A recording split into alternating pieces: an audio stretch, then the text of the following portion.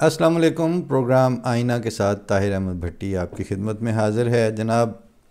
ابھی میں ایک آرٹیکل لکھنے لگا تو اس کے لیے کچھ وقت اور ماحول اور طرح کا چاہیے تھا، تو بجائے اس کو مکمل کر کے پبلش کرنے کے میں نے اس کے پوائنٹس آپ کی خدمت میں پیش کرنے کا ارادہ کیا ہے، اور یہ بھی ایک طرح سے پبلش ہی ہو رہا ہے۔ بعد میں دیکھیں اگر اس کی کوئی اور شکل بن گئی تو بن گئی۔ مین اس کا جو تھاٹ ہے وہ یہ ہے کہ جہالت کی جہاں منڈی لگی ہوئی ہو وہاں پر وہم اور تشکیک، شکوک و شبہات وہ بہت بکتے ہیں، اور آپ وہاں حقیقت کی ریڑھی لگا کے بیٹھ جائیں، شام کو بھوکے پیٹ اٹھ کے آئیں گے اور سارا مال وہیں پڑا ہوگا، حقیقت وہاں نہیں بکتی۔ اور یہ خیالات آنے کی ایک ریزن تھی کہ جو ہم پہ گزری سو گزری، مگر شب ہجراں ہمارے اشک تیری عاقبت سنوار چلے۔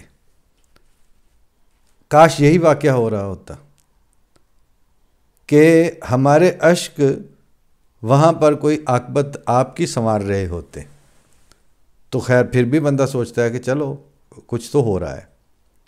لیکن تازہ جو پچھلے ہفتے کی ڈیولپمنٹ تھیں ان میں مین جو خبر بالکل طبیعت پہ لرزہ ڈالنے والی تھی وہ یہ کہ پاکستان، اور وہ ایک خلیج کے اخبار کی خبر تھی، یعنی مڈل ایسٹ کے، کہ پاکستان، مطلب انہوں نے تو پھر ہیڈنگ اسی طرح جمائی جیسے صحافی جماتے ہیں کہ پاکستان فار سیل۔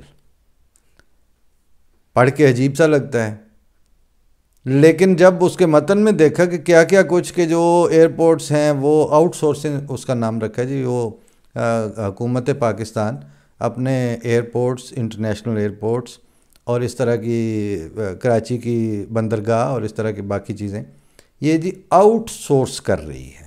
یہ آؤٹ سورس کرنا کیا ہوتا ہے؟ اس پہ ایک پہلا سوال اٹھتا ہے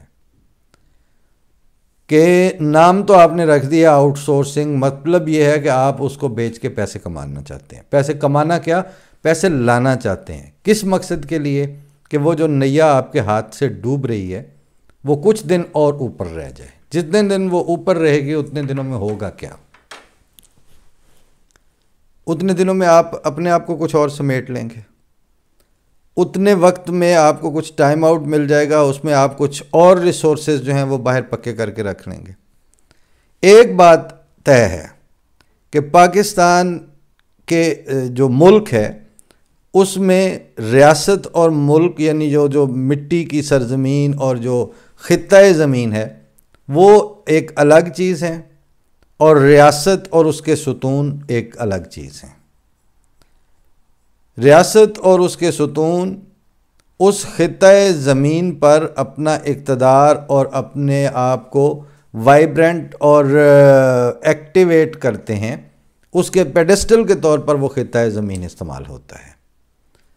اور خطہ زمین میں صرف مٹی، پہاڑ، ندیاں اور درخت نہیں ہوتے، اس میں چلتے پھرتے لوگ ہوتے ہیں، دو ٹانگوں پر چلنے والے۔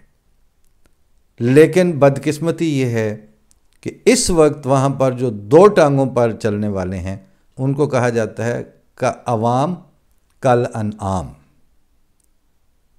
اب یہ کل انعام جو ہے یہ پھر سمجھنے کی چیز ہے کہ قرآن شریف میں جو انعام فرمایا گیا ہے وہ چار پایوں کو کہا گیا، چوپایوں کو، جو چار ٹانگوں پہ، چار پاؤں پہ چلتے ہیں۔ تو وہاں دو ٹانگوں پہ چلنے والے اگر ہوتے اور ان کو یہ شعور ہوتا کہ ہم دو ٹانگوں پر چلنے والے حیوان ناطق ہیں، ہم انسان اور اشرف المخلوقات کہلانے والے زندہ جاگتے جیتے جاگتے انسان ہیں، تو پھر تو وہ یہ جو چار لٹکے ہوئے ستون ہیں اقتدار کے، ریاست کے چار ستون، پھر وہ ان کی ٹھوکا پیٹی کر کے ان کو خود سیدھا رکھ لیتے ہیں۔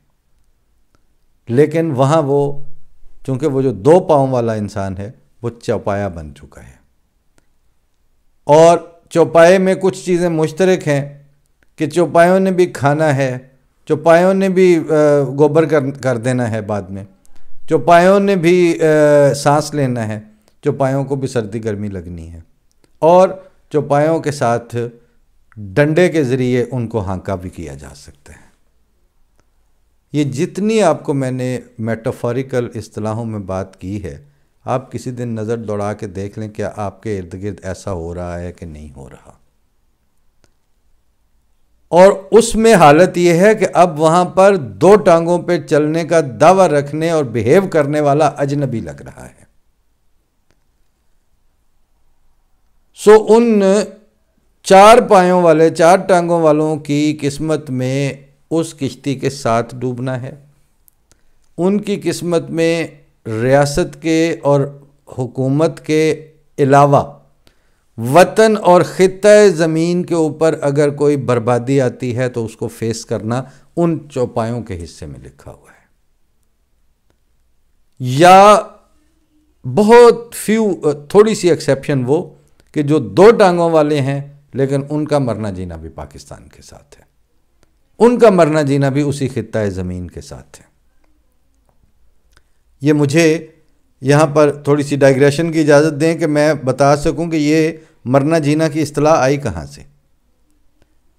یہ اصطلاح دوسرے امام جماعت احمدیہ کو جس وقت پاکستان بننے والا تھا تو اس وقت ہندوستان کے کانگریس کے رہنماؤں نے نہرو کی طرف سے اور دیگر جو اس وقت کے سردار تھے اور ان کے سیاسی تھم، ان کی طرف سے رابطے کیے گئے تھے، اور انہوں نے یہ کہا کہ آپ یہ جو فیصلہ کر رہے ہیں پاکستان کے ساتھ جانے کا،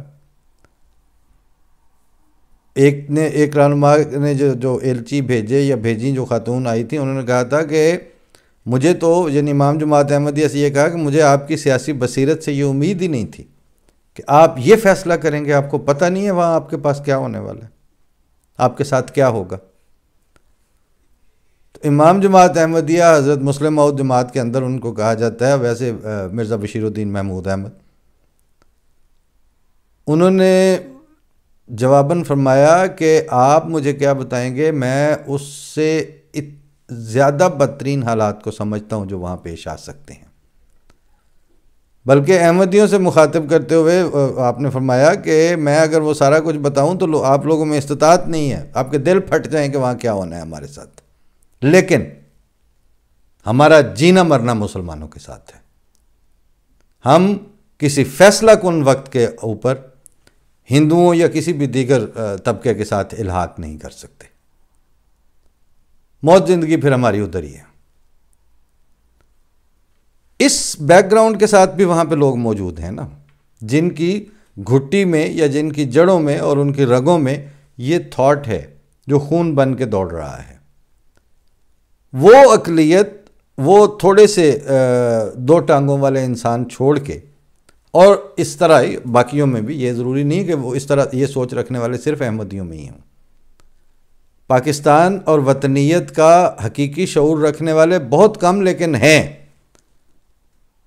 لیکن وہ جو باقی سارے ہیں ان کی بدقسمتی اور ان کے لیے جو ڈیتھ نیل ساؤنڈ ہونے جا رہی ہے اور ہو رہی ہے دن بدن، اس کا ایک نقشہ یہاں سے دیکھ لیجئے کہ فوج کے اقتدار اعلیٰ کو سیاستدان اور سیاسی پارٹیوں کے سربراہوں نے بالکل قطعی طور پر تسلیم کیا ہوا ہے۔ آپ ایک سیٹ والے شیخ رشید سے چل پڑیں تو آدھی اسمبلی کر لینے والے نواز شریف، شہباز شریف یا زرداری یا بلاول زرداری، مریم نواز، جتنے ان کے نام آپ کے ذہن میں آتے ہیں، بلکہ ان کے کرونیز بھی ساتھ،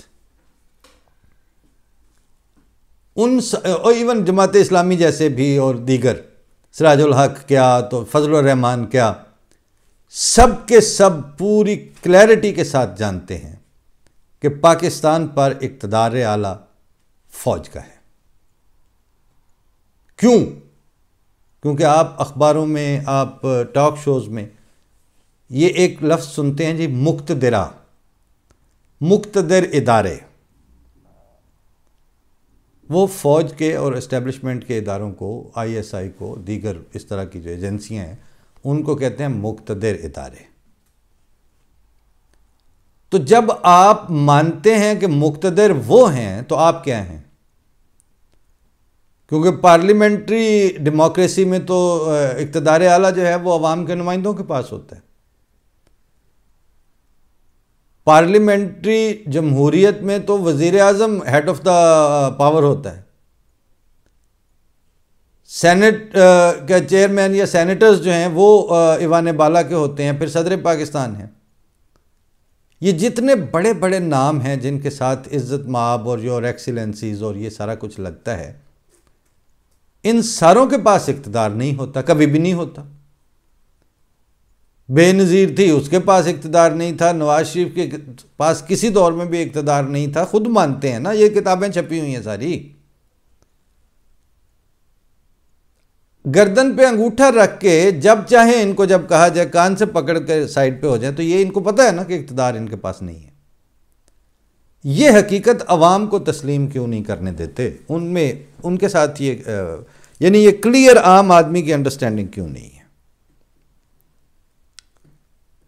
جب آپ جانتے ہیں کہ آپ نے پبلک کا نام اور ان کی ہیڈ کاؤنٹنگ کروا کے ان کی پرچیاں کاؤنٹ کر کے جس وقت آپ نے وہ سارے بینیفٹس اور وہ جھنڈے گاڑیوں کے اور وہ حلف اٹھا لینے ہیں، اس کے بعد آپ کا اقتدار نہیں ہے، آپ جانتے ہیں کہ اقتدار کسی اور کا ہے.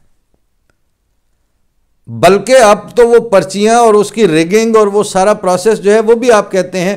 یہ ابھی جو جیل سے باہر اور جیل کے اندر والے کی اب بحث چلی ہے، اب عمران خان جا کے بیٹھ گیا ہے، چلیں جی جیل میں، لیکن اس کو جیل میں بیٹھے ہوئے بھی اگر وہ اکیلے میں بیٹھ کے سوچے تو اس کو پتہ ہے کہ اس کو اقتدار کس نے دیا تھا. کون سی پولیٹیکل ایکٹیویزم کے نتیجے میں اقتدار ملا تھا؟ کوئی پولیٹیکل ایکٹیویزم نہیں تھا، کوئی چیک ویرا نہیں تھا، اور کوئی مطلب وہ اس وقت مہاتیر محمد نہیں تھے، صرف نام آتے تھے ان کے یاد کیے ہوئے.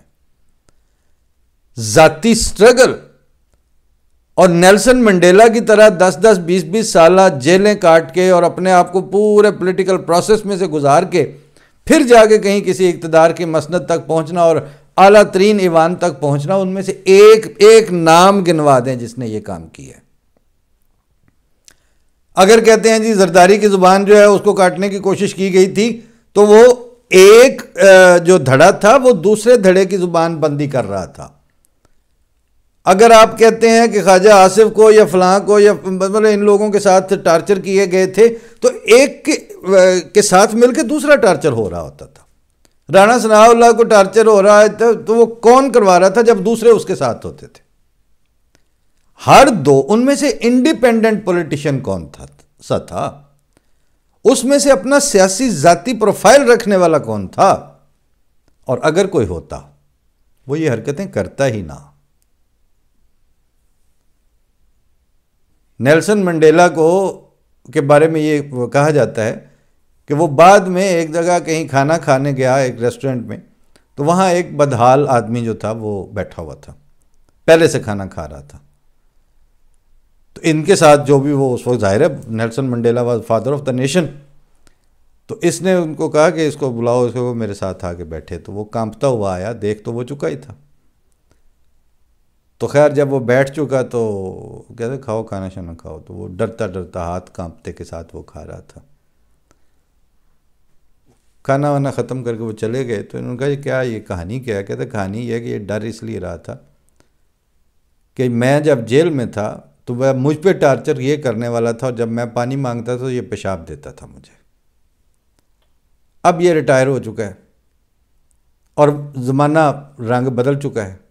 اب اس کو یہ خوف تھا کہ آج میں اس کے ساتھ کیا کروں گا، لیکن میں اس کے ساتھ کیا کرتا؟ میں نے کیا کرنا تھا؟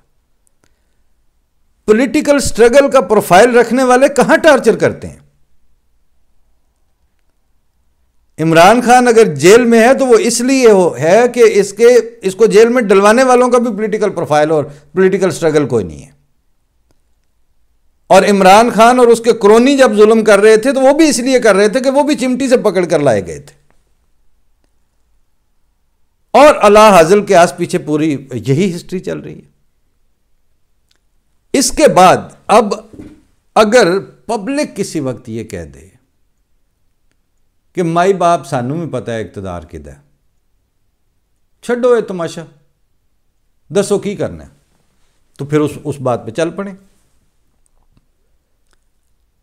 پچھلے دنوں ایک سوشل میڈیا پہ بڑی تضحیک ہوتی رہی ہے کہ جب انہوں نے وہ ذمہ داری کرنے کے لیے فوج نے وہ انیشیٹو لیا اور اس کے باتیں شاتیں ہوئیں، تو وہ بڑا پرانا ترانہ ہے نا کہ مرد مجاہد جاگ ذرا اب وقت شہادت ہے آیا، تو کسی نے وہ گاجروں مولیوں اور پیازوں سے ایک ٹینک بنا کے کھیرا اوپر رکھ کے اس کی بیرل کے طور پر، تو نیچے لکھا ہوا تھا اے مرد مجاہد جاگ ذرا اب وقت زراعت ہے آیا، یعنی شہادت کی جگہ پہ اب ان پہ وقت زراعت آ گیا۔ اس کا مطلب ہے پھپتیاں تو کسی جا رہی ہیں، حقیقت کو کوئی تسلیم نہیں کر رہا۔ حقیقت کیا ہے؟ حقیقت یہ ہے کہ آپ کو گندم امپورٹ کروانی پڑتی ہے۔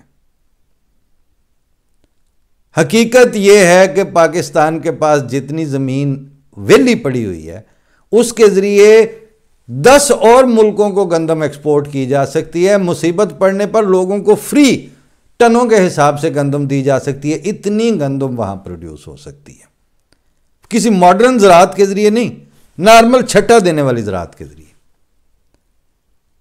ٹریکٹر پھر کے جو ہی وہ ہلیں باہر نکلیں، آپ پیچھے چھٹے سے گندم بکھیریں، پچھلا پھیرا جو ہے وہ ساگے کا آ جائے، اور بارانی علاقوں میں بھی 30 منفی ایکڑ کی ایسے راہ جاتے نکل آتی ہے پیداوار۔ 40 تو ذرا سی عقل کے ساتھ کیا جائے تو ہو سکتا ہے، بہت بہتر ہو تو 50 60 70 بہت، مطلب اب اچھی زراعت تو بہت کچھ کر سکتی ہے، لیکن کون کرے گا؟ منو بھائی نے کہا سی جے دسن گے جنج وسدے نے کنج وسن گے۔ اگر یہ ساری سچی باتیں بتا دیں تو جس طرح ان کا رہنا سہنا ہے، جو ان کے ششکے ہیں، وہ کیسے مینٹین ہوں گے؟ گندم منگوانے کے پیچھے راکٹ سائنس کیا ہے کہ جیڑی اپنی ہے وہ 2 نمبر طریقے نال افغانستان کٹ دیو، اتھے انہوں دے پیو بنو گے، اسی تمہیں کنک دین لگے ہیں۔ وہ گندم سمگل ہونے دینے پہ بھی آپ پیسہ کمائیں، اور پھر امپورٹ ہو رہی ہے تو اس کانٹریکٹ کو، جس وقت آپ بتائیں جس وقت ملکوں کے لیے گندم ایکسپورٹ ہوتی ہے اس کے لیے بشیر کریانے والے سے تھوڑی پوچھ کے آتے ہیں کہ بھی وہ اس کو کانٹریکٹ ملا ہے۔ وہ کانٹریکٹ تو جو ہے وہ کس لیول کی وہ گیم ہوتی ہے، تو وہ جو ٹنوں کے حساب سے آنا ہے اس میں ان کے اپنے کک بیکس ہیں، وہ کک بیکس بھی پاکستان نہیں پہنچتے، وہ کک بیکس ادھر ہی دبئی میں رکھ لیے جاتے ہیں، وہ کک بیکس ادھر سے ہی جمع ہو جاتے ہیں سوئس بینکوں میں۔ یہ جو کک بیکس لینے والے ہیں وہ چاہتے ہیں کہ ابھی کچھ وقت تک پاکستان کی لٹیا شاید نہ ڈوبے، اس چکر میں اس کو مزید آؤٹ سورسنگ ہو رہی ہے آپ کے ایئرپورٹوں کی، اس کے لیے آؤٹ سورسنگ ہو رہی ہے آپ کی بندرگاہوں کی۔ ورنہ اگر جرمن ایمبیسڈر یہ سوال اٹھا سکتا ہے کہ آپ اتنے اچھے میزائل بنا رہے ہیں جو پرسیجن کے ساتھ جا کے آپ کے ہدف پہ اوپر جا کے گریں گے، اور ایٹم بم آپ مینٹین کر رہے ہیں، تو اچھی سائیکل کیوں نہیں بنا سکتے آپ؟ تو جناب میرا بھی ساتھ اسی طرح کا ایک سوال ہے کہ اگر آپ ایک ایئرپورٹ چلانے کے لیے آپ کے پاس نہ وسائل ہیں اور نہ آپ کے پاس وہ مین پاور ہے اور نہ ہی وہ آپ کے پاس عقل موت ہے جس کے ذریعے ایک ایئرپورٹ کو مینج کیا جاتا ہے یا ایک بندرگاہ کو مینج کیا جاتا ہے، تو آپ اتنے لاکھ مربع میل کا ملک کیسے چلا رہے ہیں؟ آپ پاکستان دیں ٹھیکے پہ، آپ ایئرپورٹ کیوں دے رہے ہیں آؤٹ سورس کرنے کے لیے؟ اور جب آپ نے ایئرپورٹ بھی آؤٹ سورس کر دی ہے، آپ نے بندرگاہیں بھی آؤٹ سورس کر دیں، ملک بھی پیچھے کیا رکھا ہوا کیا ہے آپ نے اپنے پاس؟ لتر جسے دل سے جنہوں مرضی لمحہ پا کے مار لے۔ یہ ہے گورننس جس موڈ میں اب چل رہا ہے پاکستان۔ اور وہ حسن نثار صاحب سے کسی نے پوچھا تو میں نے سنا تھوڑا سا حصہ کہ وہ کہتے ہیں جی پاکستان کے حالات تو بہت تشویشناک ہیں، لیکن اتنے تشویشناک نہیں ہیں جتنے جاپان پہ 2 شہروں کو ایٹم بم مارنے کے بعد تھے۔